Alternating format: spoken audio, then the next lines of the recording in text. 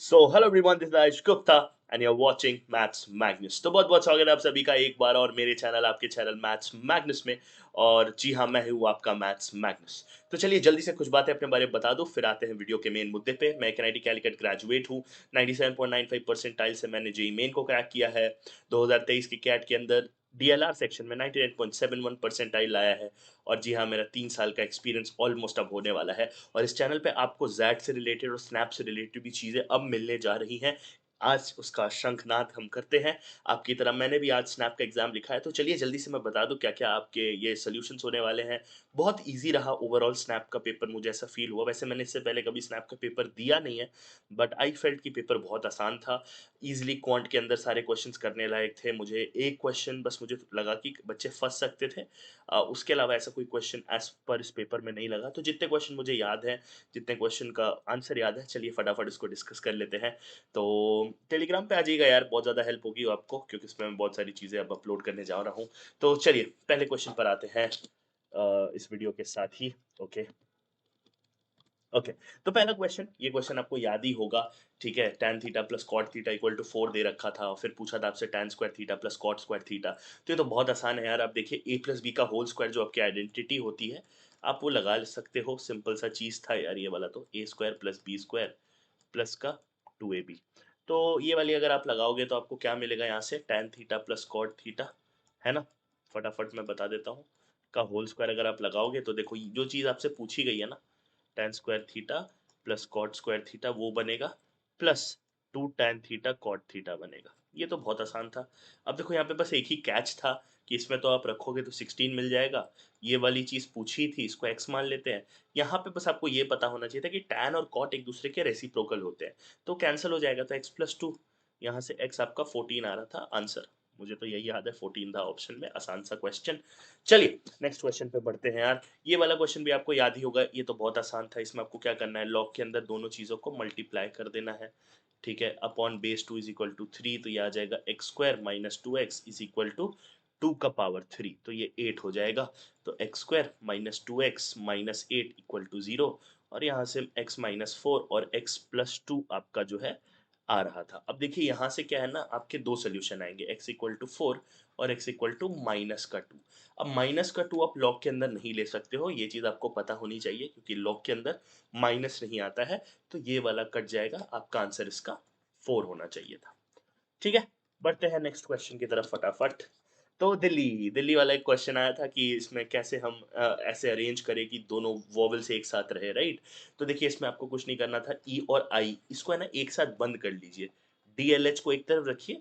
ई और आई ये वॉवल्स होते हैं ना, इसको एक बोरी में बंद कर लीजिए और इसको एज वन ट्रीट करिए। तो अब आपके पास कितनी चीज़ें, 1 2 3 4, आपके पास 4 चीज़ें हैं। और 4 चीज़ों को अरेंज करने का तरीका 4 फैक्टोरियल।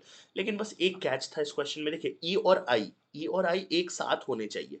वो या तो ई आई तरीके से हो सकते हैं या आई ई भी तो हो सकता है ना। सो दो वे से आप इसको शफल भी कर सकते हो। तो आपको इंटू टू करना था। मुझे पता है कई बच्चे 4 फैक्टोरियल मार के आएंगे, 4 फैक्टोरियल 24 होता है, बट आपको इंटू टू भी करना था। इकलौता कैच जो था इस क्वेश्चन में ये वाला 2 था। आपका आंसर इसका 48 होगा।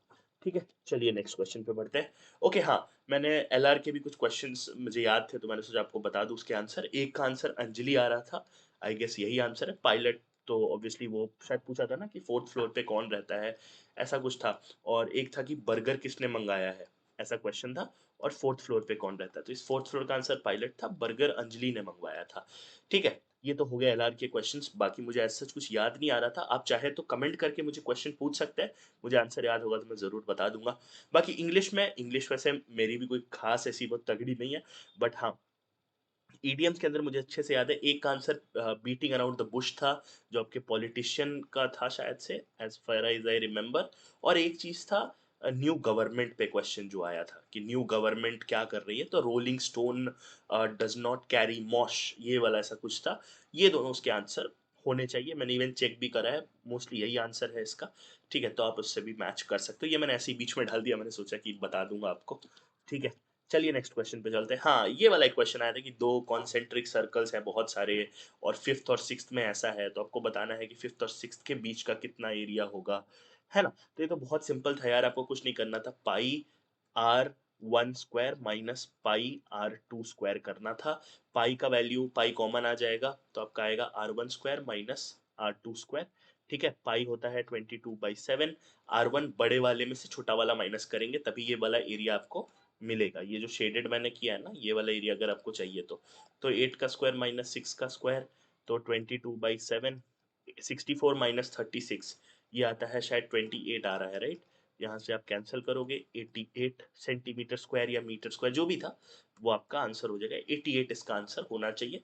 ये इसको आप अगर आप सॉल्व करोगे तो 64 माइनस 36, 6 8 14 5 2 3 यही आएगा 28, 7 4 28। ठीक है, तो ये वाला क्वेश्चन भी बहुत ही, मतलब मैं कहूँगा रद्दी था। ठीक है, ओके, फिर ये क्वेश्चन आया था, ये तो मेरे पेपर का ही पहला क्वेश्चन था। मैंने खोला, मैंने कहा यार राइट एंगल ट्रायंगल है क्या, पहला दिमाग में यही आएगा। बट आपको हेरॉन्स फॉर्मूला पता है तो आप डायरेक्ट शुरू कर सकते हो। सेमी पेरीमीटर निकाल लो, 13 प्लस 14 प्लस 15, आई होप यही वैल्यूज थी। ठीक है, सारे सारे मेमोरी बेस्ड है तो थोड़ा सा कॉपरेट कर लेना। 42/2 21, हाँ यही था, अच्छे से याद आ गया मेरे को। हेरॉन्स फॉर्मूला क्या बोलता है, s into s minus a, s minus b और एस माइनस सी। बस हो गया ना यार। Root of 21 s minus a 8 हो जाएगा, s minus b 14, sorry 21 minus 14 7 हो जाएगा, राइट। ये वाला 7 आ जाएगा और ये वाला 6 आ जाएगा, राइट। अब यहाँ से यार 21 इंटू, ये थोड़ा लेंदी क्वेश्चन था, बस वही था और कुछ नहीं था इसमें।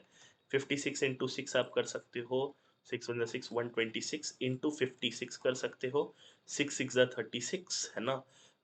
3 carry, 6 total 15 carry 1 7, 6 5 33 carry, 5 two 10 13 carry 1 है ना, और 5 6 ऐसा कुछ आ रहा था, 6 5 7056 या 80 आ रहा था यार मेरे हिसाब से तो। ओके, जो भी है 7056 आ रहा है अभी के लिए। एंड 7056 कैसे आएगा, ये ऑलमोस्ट कितना है, 24 का स्क्वायर करेंगे तो नहीं आएगा, 30 का करेंगे तो ज़्यादा हो जाएगा। तो ये समवेयर अराउंड बीच में ही अटकेगा, है ना। 26 के अराउंड आई थिंक आना चाहिए, नहीं 26 कम हो जाएगा आई थिंक। 13 to 30, ओ मैं बहुत कम सोच रहा हूँ, सॉरी। ये तो और ऊपर जाएगा, सॉरी सॉरी सॉरी, 84 पे आएगा ये गेस, सॉरी मैं कुछ और ही सोचने लगा था। 84, 4 4 16 कैरी 1 33, 4 32, 3 कैरी 67, 6 5 10 7056। हाँ सॉरी 8 नहीं है वो 5 ही था, हाँ याद आ गया मेरे को, सॉरी। 7056, तो 7056 किसका रूट होता है, 84 का होता है। आपका आंसर आ जाएगा 84, ये आंसर होगा। 84 था इस वाले क्वेश्चन का आंसर, ठीक है। ये भी आसान सा क्वेश्चन था। चलिए नेक्स्ट पे देखते हैं। हाँ, एक क्वेश्चन आया था प्रोबेबिलिटी का, अब मुझे एग्जैक्ट क्वेश्चन तो नहीं याद है, बट मुझे इतना याद है 100 स्टूडेंट्स थे।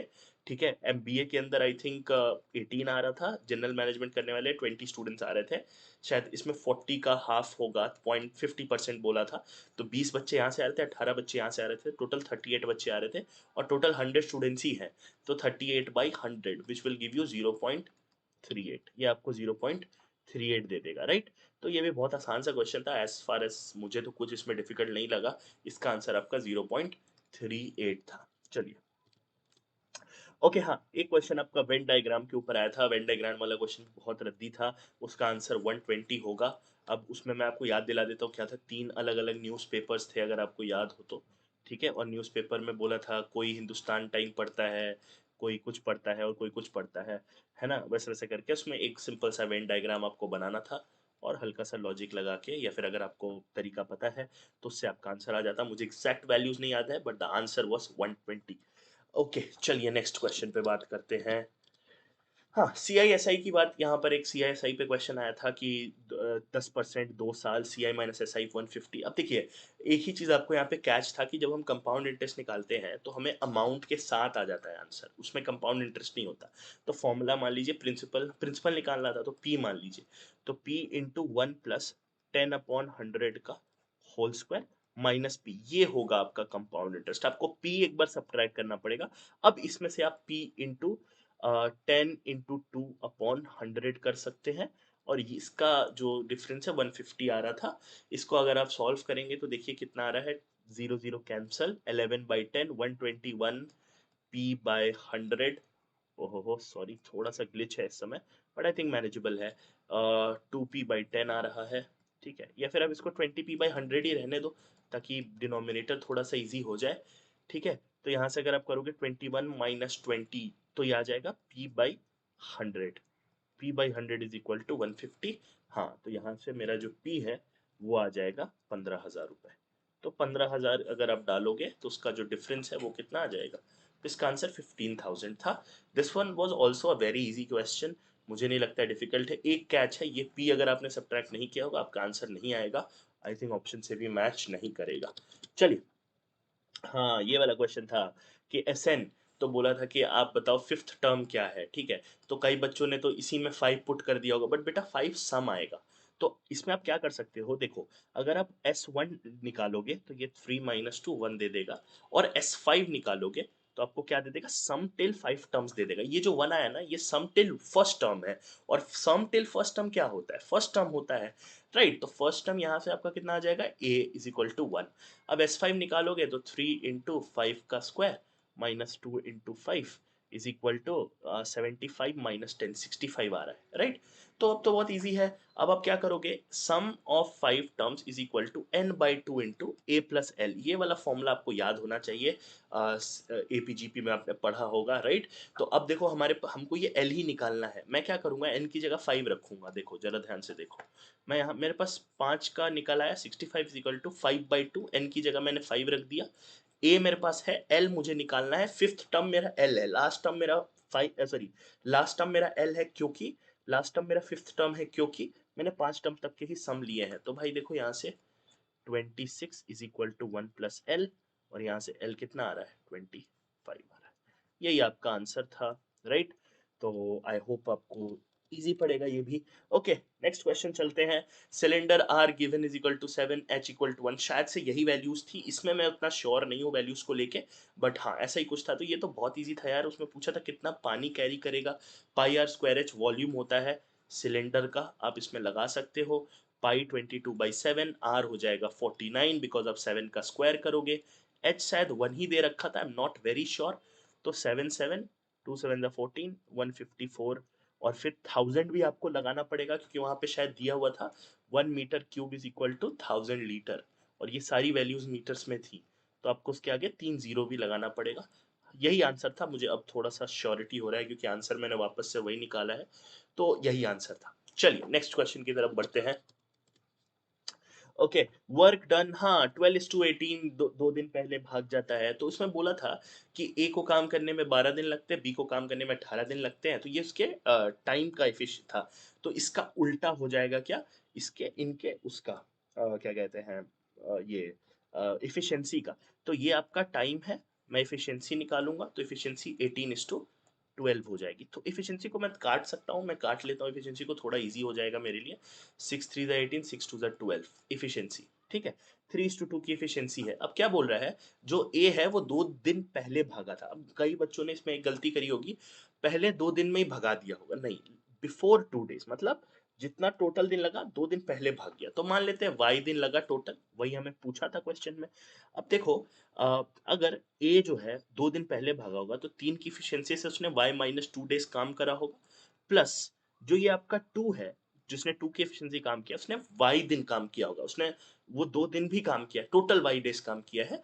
और this should be equal to how much, कितना आना चाहिए आपका, ये आना चाहिए था, सॉरी एक छोटी सी गलती मैंने कर दी, यहाँ पे आपका 3 नहीं आएगा। देखो पहले y-2 दिन तक, यानी कि 2 दिन पहले तक तो दोनों ने काम किया है, तो ये 5 आएगा एक्चुअली, ठीक है, 5 आएगा। तो ये आपका हाँ सेट बैठ गया, इज इक्वल टू, अब is equal to total work चाहिए, तो टोटल वर्क क्या होगा, टोटल वर्क तो आप आसानी से निकाल सकते हो, 12 × 3 कर दो या 2 × 18 कर दो, तो कुछ भी कर दो 36 ही आएगा।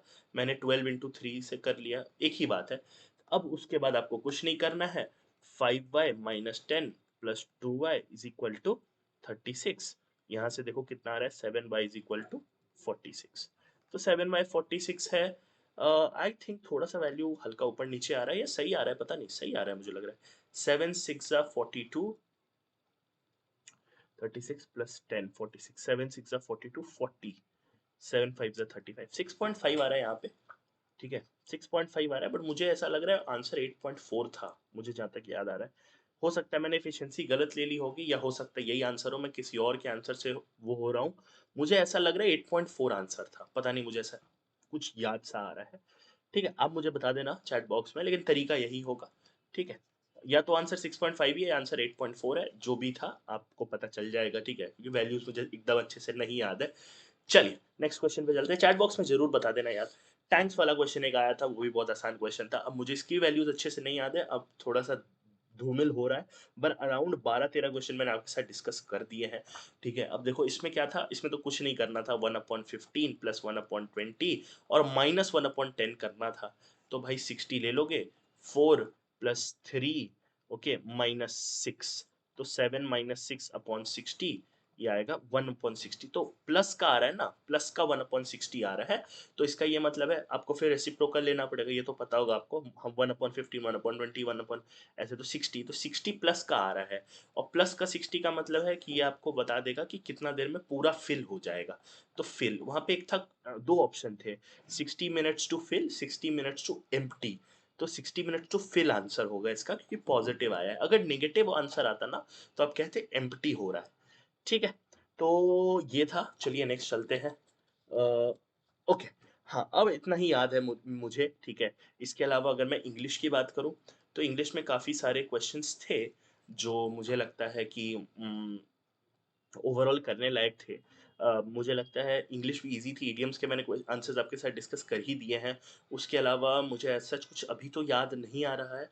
आप अगर कमेंट करोगे तो मैं उस पे बेस्ड बता सकूंगा कि हाँ ये आंसर हो सकता है, वो आंसर हो सकता है। बाकी तो एलआर में कुछ क्वेश्चंस आए थे, कैलेंडर वाले मुझे एग्जैक्टली आंसर याद नहीं है। एक रिफ्लेक्स एंगल पे क्वेश्चन आया था, मैं बता देता हूँ क्या क्या क्वेश्चन आया था। एक reflex angle in hour hand and minute hand के बीच का रिफ्लेक्स एंगल पे क्वेश्चन आया था, ताकि आप लोग थोड़ा सा तैयारी कर सको। कैलेंडर पे दो क्वेश्चन आए थे, तो भाई कैलेंडर को मत छोड़ना, ठीक है। अजम्पशन बेस्ड क्वेश्चंस आए थे, तो अजम्पशन को भी मत छोड़ना, ठीक है। उसके अलावा और क्या क्वेश्चन आए थे, एक तो सिलगोजिम्स जो भी होता है, सिलगोजिम्स, उस पे क्वेश्चन आए थे। आई एम वेरी सॉरी, मेरा प्रोनाउंसिएशन इसको लेके थोड़ा पुअर है, ठीक है। उसके अलावा रिफ्लेक्स एंगल, कैलेंडर, अजम्पशंस, ये सब पे तो क्वेश्चन आए थे। एंड एलआर में एक सीरीज का क्वेश्चन था, वो मुझे थोड़ा सा अजीब लगा, पता नहीं उसका आंसर क्या था, ठीक है। दो सीरीज थे, एक तो बहुत आसान था, एक बहुत इजी था। हाँ, ब्लड रिलेशन वाला क्वेश्चन बहुत आसान था, ठीक है। बाकी दो मैंने अंजलि और पायलट वाला आपके साथ डिस्कस कर ही दिया, वो बेसिकली अरेंजमेंट के क्वेश्चंस थे दोनों, ठीक है। उसके अलावा दो क्वेश्चंस सर्कुलर अरेंजमेंट के तो क्वेश्चन नहीं थे, दो थे ऐसे वर्टिकल अरेंजमेंट के, और दो थे ऐसे हॉरिजॉन्टल अरेंजमेंट के। तो अरेंजमेंट पे मैं कहूँगा 4 से 5 क्वेश्चन आ रहा है भाई, आप देख लो, ये मत छोड़ के जाना। क्वांट के क्वेश्चन मैंने सारे डिस्कस कर दिए आपके साथ, 13-14, ठीक है। लॉग हो गया, सीक्वेंस सीरीज हो गया, क्वाड्रेटिक पे क्वेश्चन आया था, वो लॉग वाला क्वेश्चन क्वाड्रेटिक का ही, हेरॉन्स फॉर्मूला हो गया, एक ट्रिग्नोमेट्री पे क्वेश्चन आ गया। फिर मैंने वर्क वर्क उस पे वर्क वाले पे बता दिया आपको। तो ओवरऑल मैंने मैक्सिमम क्वेश्चन डिस्कस कर दी, ये सब मैंने बता दिया क्या क्या आया था आपको, ताकि अगर आपका स्लॉट 3 है, आई थिंक अभी तक तो स्लॉट 2 वाले इंटर करके निकल भी चुके होंगे, मुझे एग्जैक्टली टाइमिंग्स नहीं पता, लेकिन जो भी बंदे हैं, और इवन आप अगर 14 तारीख या 20 तारीख को देने जा रहे हो, तो इंग्लिश में यार देखो, प्रेपोजिशन के क्वेश्चंस था, एक कंजंक्शन का क्वेश्चन था, एक क्वेश्चन आपका एडवर्ब के ऊपर था, एडवर्ब ही था शायद से वो। इडियम्स वाले मैंने दोनों क्वेश्चंस के आंसर आपको बता दिए हैं, ठीक है, तो वो चीज़ आप देख सकते हो। आई थिंक ओवरऑल यही पेपर था। क्वांट का अगर क्वेश्चंस आपको और याद आए, एलआर के क्वेश्चन याद आए, सीरीज वाला क्वेश्चन अगर आपको याद आ जाए, तो आप कमेंट सेक्शन में ज़रूर शेयर करना, ताकि मैं एक बार सॉल्व करूँ। बाकी टेलीग्राम पे आ जाओ यार, वहाँ पे मस्त डिस्कशन करेंगे, कोई दिक्कत की बात नहीं है। कमेंट करके प्लीज़ बताना, तहे दिल से आप सभी का शुक्रिया। हेल्पफुल लगे तो यार कमेंट कर देना, मैं बाकी कोई चीज़ के लिए नहीं बोलता हूँ, आपको पता ही है आप कितना प्यार दे सकते हो। बाकी मिलते हैं एक और नए वीडियो में एक और नए टॉपिक के साथ। Till then take care, bye bye.